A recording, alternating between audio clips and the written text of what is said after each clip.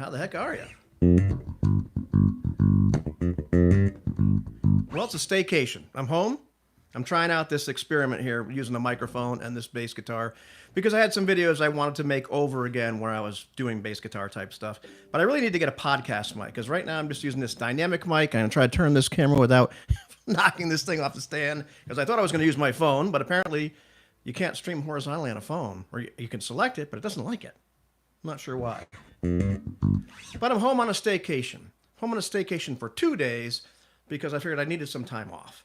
And, I was at the point where I just, and I've got like, what is that, 2 weeks and 2 days of vacation this time, or now. And so I figured, well, let me do that and take a couple days off just for my head. And, to get things back together. And I've been trying to do some stuff around the house too, clean the house out a little bit, like the Marie Kondo type stuff, and where you're getting rid of a bunch of your things. And, well, what the heck, but so far what's happened is I woke up and the pellet stove wasn't working. I had to sit there and figure out what was wrong with it, clean all that stuff out, get the motor to work again, and then realize once I had it on, it was too freaking hot to have the stove on. So, I had to turn the stove back off. So welcome to life in New England. Anyhow, I've been enjoying making a bunch of different kinds of videos about role-playing games and about bass guitar stuff and music and about work and life and all that kind of stuff. And really, honestly, I'm not that angry. It's not all that doom and gloom. It's just a point where I realize that there are these things that I love doing. I've loved doing my whole life. I remember as a kid, I can't remember which band was the first one I watched. I'm like, oh man, I want to be like these guys. But definitely by the time I heard Geezer Butler and Black Sabbath and Geddy Lee and Rush and all that kind of stuff, and even the Beatles, when I was younger, I was like, man, I want to be like these guys. I don't want to, I don't want to just watch the concerts. I want to do that stuff. I want to play that funky music. I had all that. I had all these, interests in terms of science and doing all those kind of things. Studying that stuff as a kid. Really got involved with. I was kind of like the more nerdy kid, and so I was, excited about studying all that. I thought maybe I'll be a scientist. Maybe I'll do all these really cool things. Write a bunch of books about people that had actually gone out in the field and discovered all sorts of stuff. This is before I discovered that I didn't really like camping, so I don't think I would have survived in the field very well. But I wanted to do all that. So, playing role-playing games is the same sort of thing. I really enjoyed these sorts of things, and just like being out in nature and all that stuff, right? And get caught up in the whole work stuff, and then realize later on, I'm not a conspiracy theorist at all. Realize that we got programmed, and it was on purpose, to make us obedient workers. I don't want to be an obedient worker. I have been for a long time, but I just don't want to do that. It's not so much that I have any kind of animosity towards people that employ us and all that sort of thing. But dude, I've been doing the 9 to 5 or something like it since I was 15 years old. So it's 42 years almost.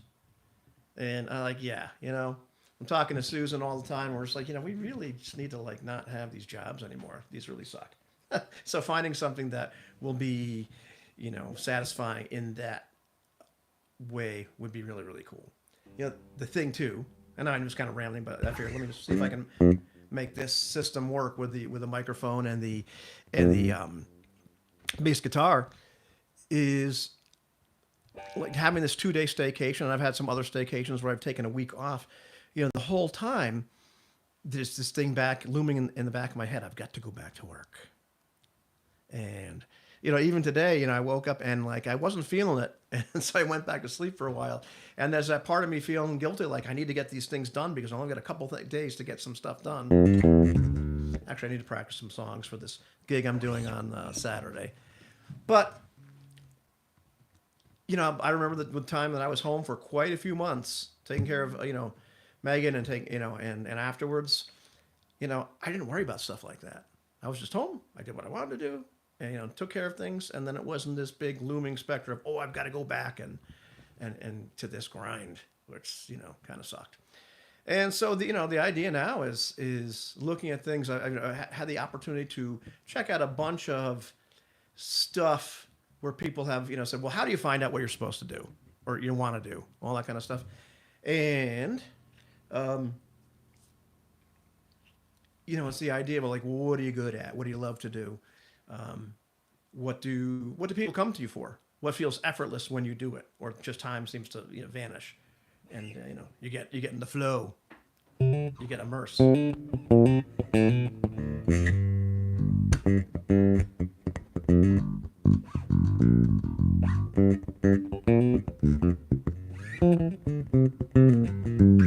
Get immersed in that.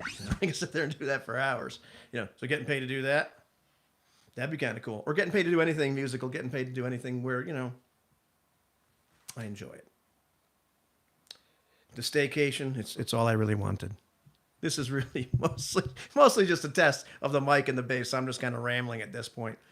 I have really been enjoying doing the some of the more deep dives into RPG mechanics. That's a huge thing I love. I need to get a series done on just like choosing, like how do you choose a dice mechanic for a game? If you're developing a game, how do you choose it? Because they're just so different in terms of how they make everything feel. And it's not just the percentage chances, although that's a big part of it, but it's the way the different dice mechanics work. And some people poo-poo that and say, no, it doesn't. Trust me, it feels very, very different. And how we interact with the system can be very, very different when we do that. So, and there's the whole thing of how do they take modifiers and not just the different dice sizes, but the different dice techniques and stuff. Just a huge, huge, what am I talking about? It's a huge subject and field. It's very, very meaty and very, very juicy. Ditto for like things like imagination and how we communicate with each other and all that kind of stuff, and why the hell do we play these games in the first place. I've thought about a lot of things as I need to make a real video about this, but playing role-playing games and playing music. I remember like the most of us that played role-playing games in school back in the 80s were kind of like the nerdy kids. Few cool kids played them, but not very many. Likewise, there were a lot of people that I knew that like played in bands, like rock bands. We're not talking about like playing the clarinet. Nothing against the clarinet. I did play the clarinet for a while, and the flute. Neither of them were for me. And Avery, Susan's youngest, actually plays a mean clarinet and was just in the regionals, so that was really cool. But all the kids are in the rock bands and learning guitar and all that stuff. None of them were cool either, at least not back in the 80s, man. Like, we just were not the cool kids. Some of the kids that were playing all that music, well, they were, I can't talk and play bass at the same time, man. It's terrible. Some of them were just cool already, so they're kind of cool by default. I had some great friends that, and there was very little crossover in terms of, like, being in band, like organized band, and being in rock bands. And my friend Jeff Dotis was one of those exceptions. And Jeff actually went to work for Sony BMG. I'm not sure what he's up to now, but like great guy, phenomenal drummer. But most of us were either like one or the other. Like you were either in like the organized band at school, and this one time at band camp, you aren't going to believe what I do with this, or oh, sorry, that clipped a little bit on my interface. Or you're playing like the rock band or jazz band, or playing jazz or fusion or whatever. Most of us were playing rock at that time in the 80s. And there wasn't a lot of crossover, and we definitely weren't necessarily the cool kids. Even when we were playing in bands later on, we might have been cool. Like after high school, that might have been cool. But during high school, it's really weird. Susan tells me this might be a little bit different now, and even with regular band. But I remember also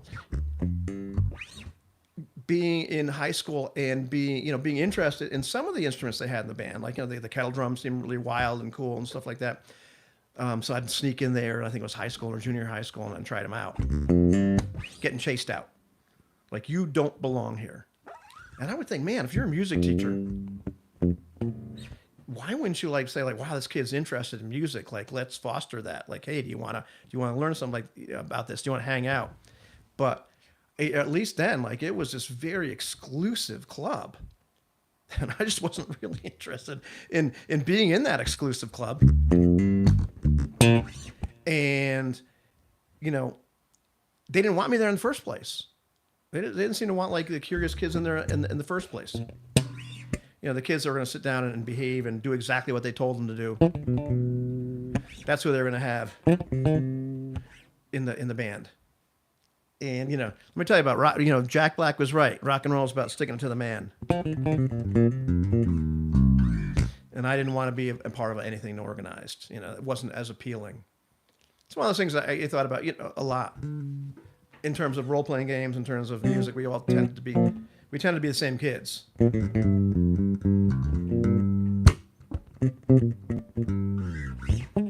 And I guess at some point, if you're a musician, you can get to this point where you're cool. But as a role player, it's a little harder.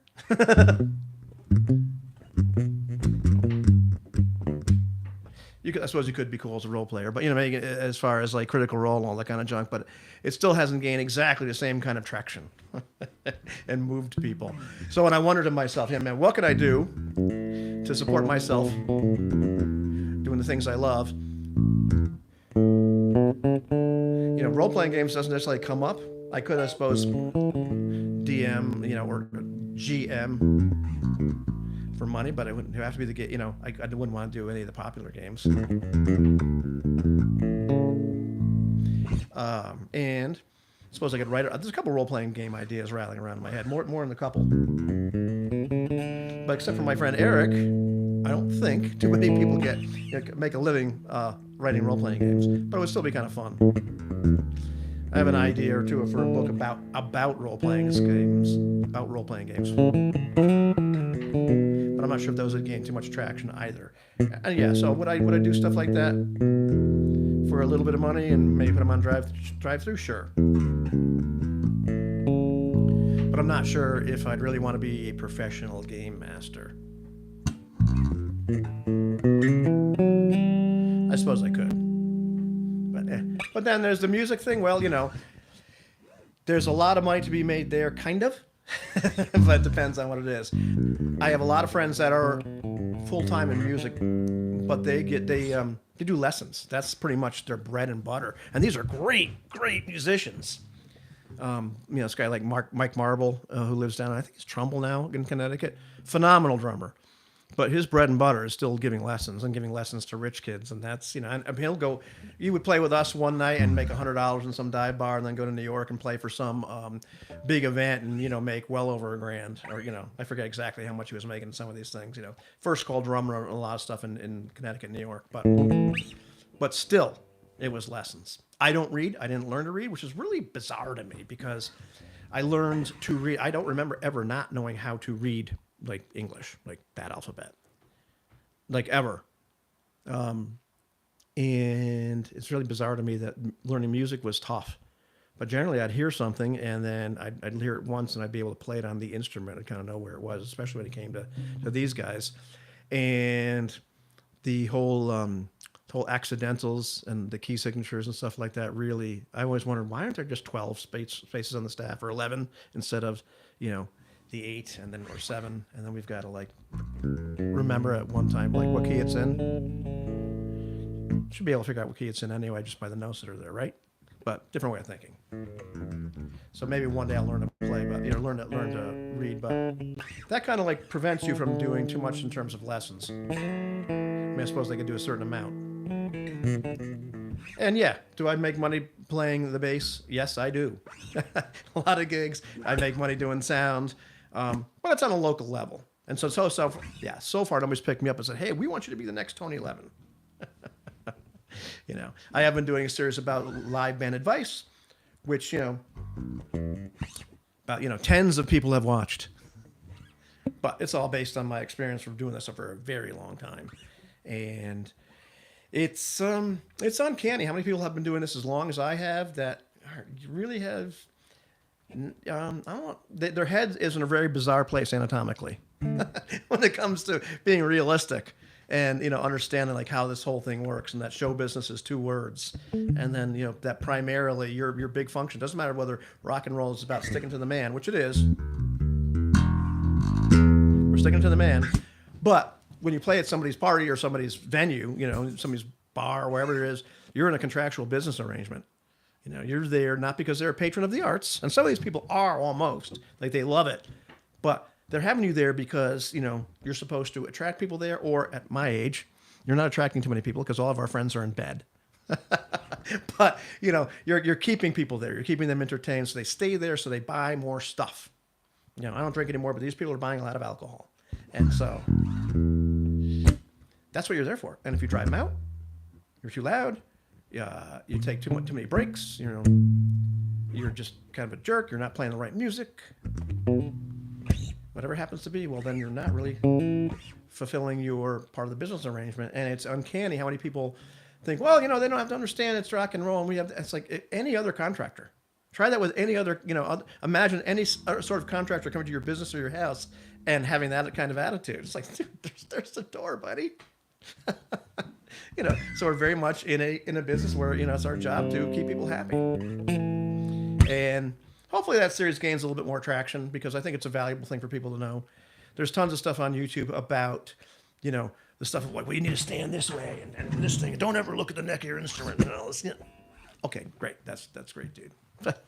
How about how to conduct yourself? And there's also like how to get signed, how to get big. And, you know, the reality is a lot of people don't. And the reality is a lot of people, that's not what they're looking for, especially after maybe a certain age. They're just having fun. They want to go out and play a lot. I mean, that's what I want to do. I mean, you know, the chances of me getting signed are they're not zero, but it's a very small number. The chances of anything are never exactly zero. I could get eaten by a shark walking out of my front door. You know, it's highly improbable. You know, entropy works in a very bizarre way. That's, you know, technically entropy is like just the most probable state. You know, the disorganization doesn't mean it can't happen. It just means it's highly improbable for all the things to go back to a highly ordered state. You know what I mean? I've got these things, man. They're called, you know, I put on my channel. They're supers. People can say thanks for video, or if you chat, you can pay money for a super chat. I'm thinking maybe I'll make my living this way, and people will want to be right at the top of the chat and say something, and then I'll respond to them. And then, is there a chat going on? I don't think there is. See, there's nothing. There's no chat. And people pay lots of money. I know a couple guys. It's phenomenal. It's a couple guys that make this, I don't want to say phenomenal living, but they have followings of people and they do minimalism kind of stuff and they do these live things. And they're, hey, this Gary, hey, man. You know, but if everybody just paid lots of money for the super chats. I watched some of these guys do this. And this guy, oh, what the hell is his name? Oh, man, Timothy Ward. Really cool dude. Really cool dude. Does this minimalist lifestyle thing. Quit his job.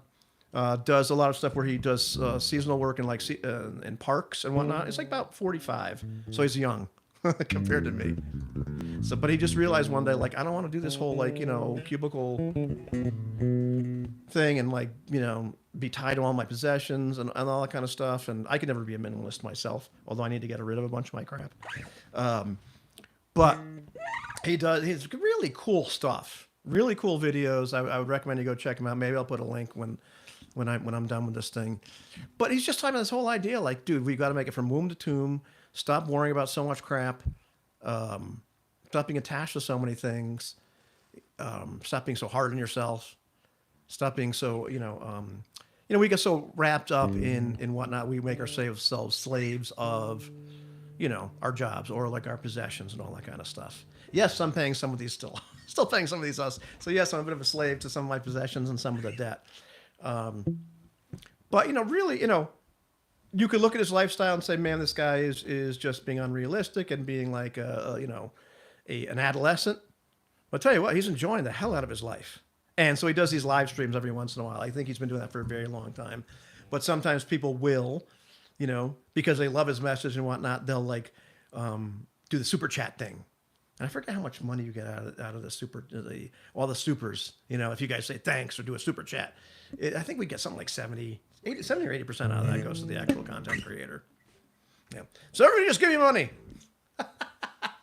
I remember I did that. I think I posted a YouTube video about it, but I posted something on social media a while ago. You know, this whole idea, you know, where you realize, like, gosh, if everybody in America gave you $1, you would never have to work again, you know. But see, that can't work because then, like, you know, it's one of those things that, like, if everybody did that, well, then we'd all end up giving each other their money back. It would never quite work. So the trick is to just give it to me. The hubris, Ivan, the hubris. But the social dynamics about all that were kind of interesting when people got like almost upset, like your digital panhandling. I was like, dude, I'm not exactly serious, but if you want to send me the money, go ahead. But, looking back at like when I had a fundraiser when Megan was sick back in 2020, people were extraordinarily generous, and I was able to stay home. And that was like really, really humbling. And it's amazing what people give money to and don't give money to. Because I see like all kinds of stuff on my Facebook page all the time. I have friends that have had cancer. I try to give them money. I have friends that this one woman had her nose bit off by her dog. I mean, like millions of dollars worth of plastic surgery and stuff like that. Beautiful young lady. So of course, I had money to give. So I'm like, of course, yeah, that's you got to be kidding me, dude. But then there's stuff where people are like more and more destitute or constantly crying, we need help, and like think life is so unfair, and then it becomes less and less likely that you're going to give to them. I'm just doing this because I can. It's like I made this video about these preamplifiers, if you care about that kind of stuff. This Demeter, which I'm playing through right now, and an Alembic, and I've got this other one. I did that one, and the volume was so quiet. And I really got to get a podcast mic because these are dynamic mics. This is the old Shure SM58, and you got to be right up on it. Like I'm probably too loud now, but I have it juiced. Like I'm sure you can hear the fan and stuff like that in my daughter's room because it's that loud. Because I've had to preamplify it enough. They're made for being right here, man. So I've got to get up. There's some good podcast mics. Sure has a great one for like $700. They have an okay one for like $2 and change. You can hear the difference. So I have to get something like that for doing stuff like this. But let's see, where the hell was I going with all that? The staycation is too short. Staycation is too short, but looking at stuff like that, like Timothy Ward, like some other people that are just like, Lee, we need to, get out of this whole wage slavery thing. I really started thinking about that.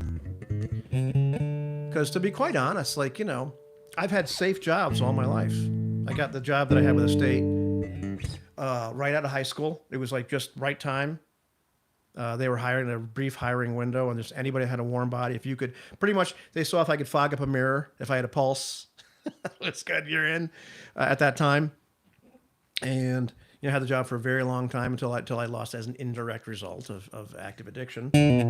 And then all the other jobs I've had, they've been ones that I've gotten that I just kind of fell into, and they weren't necessarily the best, but they were kind of safe. And the job I have right now, it's safe.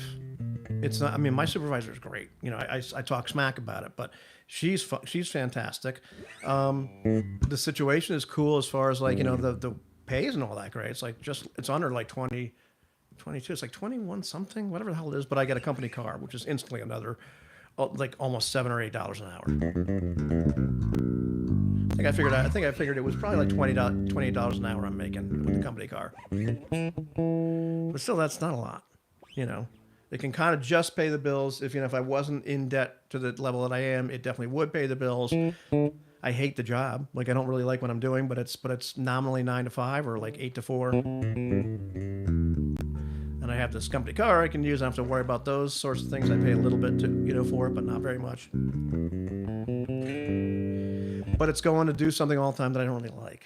I don't really care about. And there's a lot of corporate nonsense that goes along with it. And, I'm definitely somebody that cares about the truth a lot.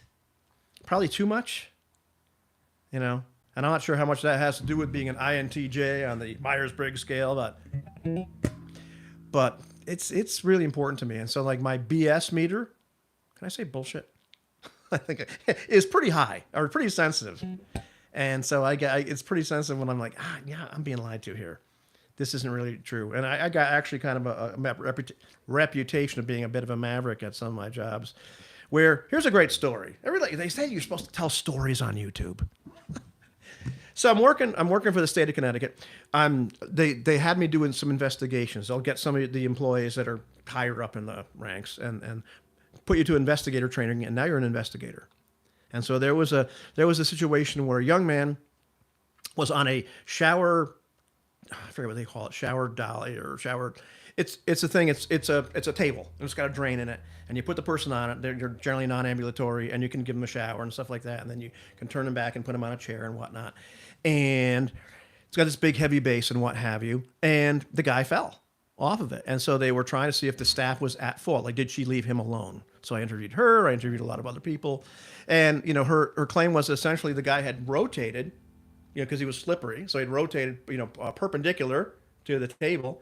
And at that point, he tipped the table because he had slid down the table a little bit away from like where the central beam was. It would hold it up. So he's sliding down here, and his weight tipped the table over. And so he weighed exactly what I weighed. I weighed less than. I need to do some videos about weight loss journey here because I'm at my heaviest again. And so I went and as part of my investigation, I got on it and tried to do that. And sure enough, I could tip it, no problem. And so, I found her, the investigation was pretty much, there's nothing to indicate she did anything wrong. But this is a guy heavy enough, then he's got a head of steam on him, and like all of a sudden you're sliding. It's like, because I did the same kind of work. And that's totally plausible. I don't think anything wrong. And people said she was screaming and help, help, help. So there was this whole big thing in this company, which I will not name, because company we can't name.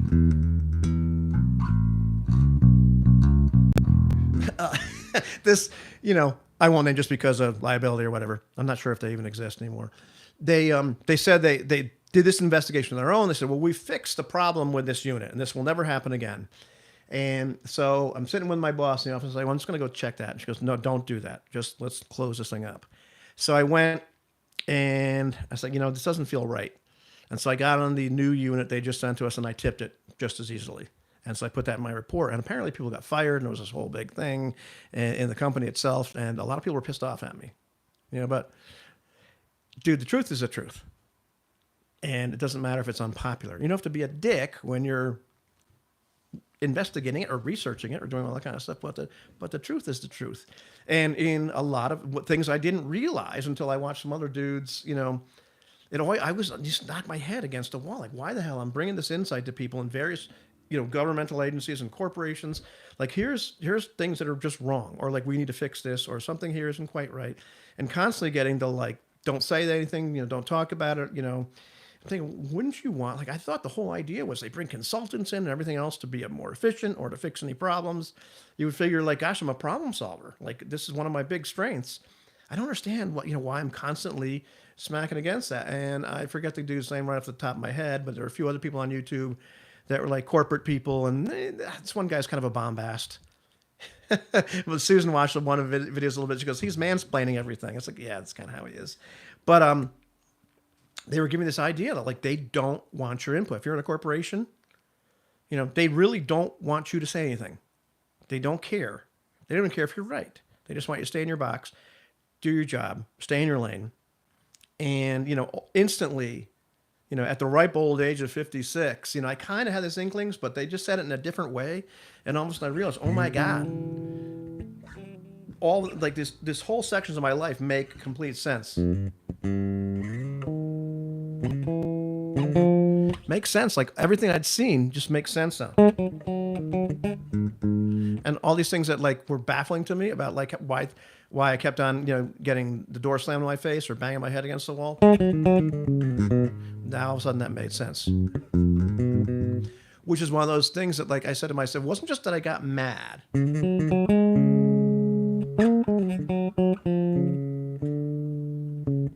But I was like, I don't belong here. And that was one of those, I always knew, like, man, I'm doing the wrong thing. I don't love the jobs I have. But it was that moment, like, I don't belong in a situation like this. This is bad. This is bad for my soul. And when an atheist says that, like, you pay attention. It's bad for my soul, man. This is not really what I should be doing. And like, why should I? Yeah, it got reinforced to me over and over again. Why should I, keep doing stuff and live for the weekend and not strive for something else? And I was never the person to do that. Like, I'm not one of those people that is like, all gung ho, about success and money and all those sorts of things and growing wealth. And, if you are, great. I just want to have, enough to be comfortable and to be able to kind of enjoy life instead of, buying into this idea, which once again, not a conspiracy theorist, but man, now it's starting to make sense. Buying this idea that I, should keep my nose to the grindstone and grind, grind, grind. Mary Poppins. And, do what I need to do so I can spend some time on the weekend and maybe have a vacation. And just, this is part of, being realistic and being, the way life is. And, despite my fears and discomfort with doing something different, I'm like, it doesn't have to be like that, man. It doesn't have to be. I'm not a super driven person, and I'm not one of those people that will push people out of their way and lie and all that kind of stuff. But there's got to be something I can do that I enjoy, where it doesn't feel like work, where I can support myself and be comfortable. And by comfortable, I mean, I'll tell you the story about comfortable. I was making enough money in my first marriage at one point, and we had 2 kids, so we're making decent money, not tremendous. We did not have we had Chinese food every once in a while, that kind of thing. And, bought all the kids stuff and what have you. But when, the oil tank got filled and it was like this ridiculous amount of money, I'd look at it like, oh my God, that's so much. Or if the car needed to be repaired, and I go on, it's like, it's $857. And we're talking years ago, so that's a lot of money, I'd be like, oh, that's insane. And I'd pay for it because we could do that. And that to me that's pretty much it. Where it's just, not a major thing. Like right now, I've got these taxes I have to pay. Not right now, but in my town, they've decided to have fire districts and the regular taxes. So our mill rate is split between 2 different things, and the regular taxes are taken out of my my mortgage, part of the escrow. Fire taxes aren't. I don't know why they won't do this. So every July, I have to pay $750 some odd, and I always forget about it. And then it's an emergency. So, it's one of those kind of things. Like, man, I'd like to be back at the place where it wasn't a freaking emergency, and I'm not working 65 hours to do it, and I'm definitely not working a job where I hate it. That's all. That's all. I'd rather spend my time doing all the stuff that I originally started this channel. Most of the role-playing games, I got all these games on the shelf. I want to get out there and want to get played, But I don't have the time and the energy, man. And, same. Well, I'm doing a lot of music stuff. You know what I mean? These things you start thinking about as you get older, and you start thinking about what is important. And I know there's the people on their deathbed, lots of studies and books written, about all this. And the idea that people on their deathbed very often say, they never say, I wish I spent more time working. I wish I spent more time with their family, but apparently the biggest regret that people have is, I wish I had just done what I wanted to do and not, lived a life based on what I thought I should do, based on what other people thought, Because anytime you do anything that's out of the ordinary, like here I am, talking to Sue all the time about I want to do something that's maybe non-conventional. Can YouTube be part of it? Yeah, probably. Even if it just drives people to my product. Or whatever it is, or maybe it's even just, chase that American dream. Which role play cafe is this? Is this you, Del? I don't care. I don't care about the picket fence and all that kind of stuff. I just want to be able to do I'll give you an example. Back in the day, I used to work with this young man. He was one of the first crack babies. So he was an adult by that point. A great guy. I don't know why they paid me to work with him. We used to sit around and play Tekken 2, and we played GoldenEye. He had one of those things, and so he was great at it. I sucked, but we used to play the versus mode. And my favorite ever, Perfect Dark. And we played in the versus mode of that. And we used to just getting paid to hang out with this guy. And we'd go to his mom and stepdad's house in Colorado. We went there 3 times, spent like a week out there each time. Because they wanted him to have somebody to go with him and be his travel partner and all this kind of stuff. And so they lived in this he was like a gentleman farmer. Gentleman rancher. He had some horses. He had this pretty modest house, but he had a big barn for the horses, and he had this other, garage and all, it was, a little dusty, but, had some junk in it. And he was decent piece of land surrounded by a lot more land that's undeveloped, you know, and you had to drive to drive into Silver Cliff and West Cliff, it took at least a half an hour. So when you went to town, you made a list of everything you might need. And half the time you went there and they're like, oh, wait, you can't get that here. You have to go to Pueblo, which meant you have to go over the Front Range because they lived in Custer County between the Front Range and the Sangre de Cristos. It's beautiful out there. And so like every day, you know, they were both Episcopalian ministers, semi-retired, I guess. And so every day, Park would, you know, come up with this project. I'm going to go do this. We have to go into town, or we're going to do this little thing here. And, you know, we'd help him out with whatever.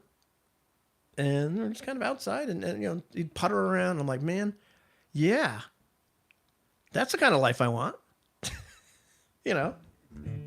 And I guess they actually did some stuff online, you know, even back then she was a counselor for like other ministers. And he had some books he was writing and doing something else. I'm like, yeah, that'd be cool. And right now there's so much crap you can do on the internet, you know, half of which I do not understand. I'm like, dude, there's got to be something I can do. You know, I initially my thought was, let me go see if I can find a job doing something I like better. And, you know, many of the things I'm very interested in, well, they require degrees that I don't have, even if it's just a bachelor's type degree. So I never got a bachelor's degree. And although I'm pretty sure that like most jobs, my experience has been most jobs I can figure out in 2 weeks. And I'm not tooting my own horn. Most jobs aren't that hard. But that was my original thought. But the more I've been looking into it, the more I'm thinking that I'd like to do something just non-conventional. Which, of course, will instantly make everybody kind of laugh or shake their head or like, really? You know, including me. But at this point, I'm like, well, what do I got to lose? What the hell? I'm not going to quit my job. But maybe I'll put my effort, or I will put my effort into doing things that are less conventional.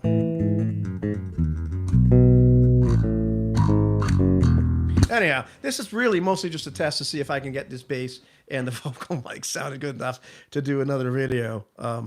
And compare preamps better, and maybe showcase some of these basses better. This is actually this great Valenti I bought from Nino Valenti. I put it in a short, but it's super. It's super, Ivan. It's got a Hipshot A-style bridge, which is a bit of a, you know, you can adjust a heck of a lot, which I don't, but pickups in the modern position, these like Aguilar pickups. So it's got like this more like mid-range heavy sound. And I guess ash body with quilted maple is typically, yes, ash body with the matching headstock.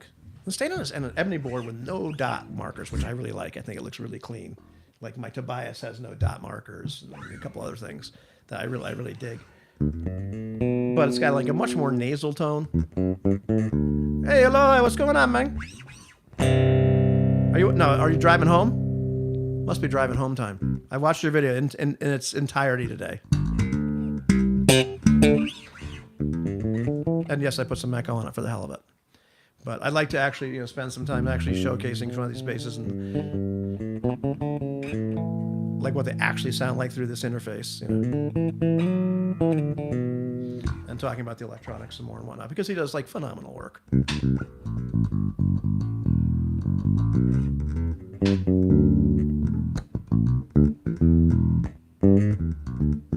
I should actually come up with something I'm going to play when I do one of these videos instead of just noodling around.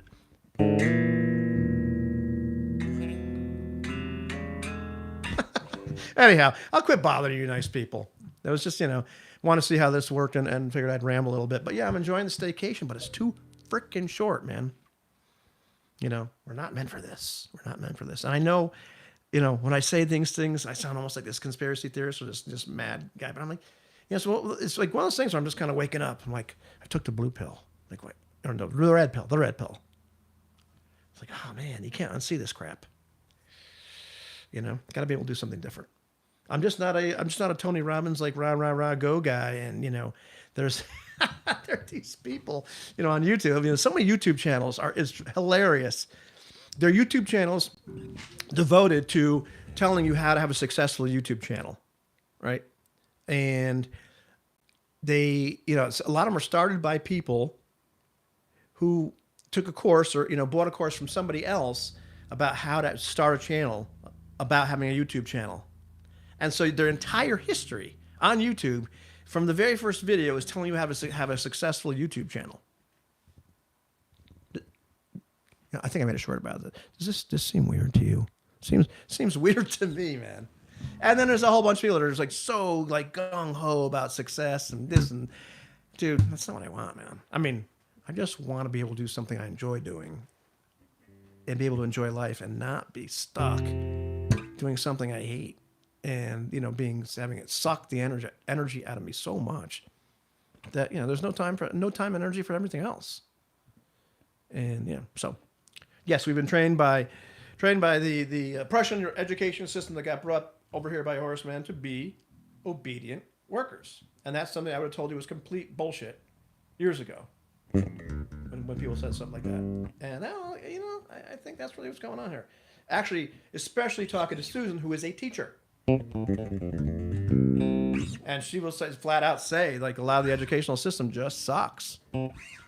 I have to get her on here too. Like she really needs a YouTube channel or two. She's the person that's got the CV and the talents to do a ton of stuff.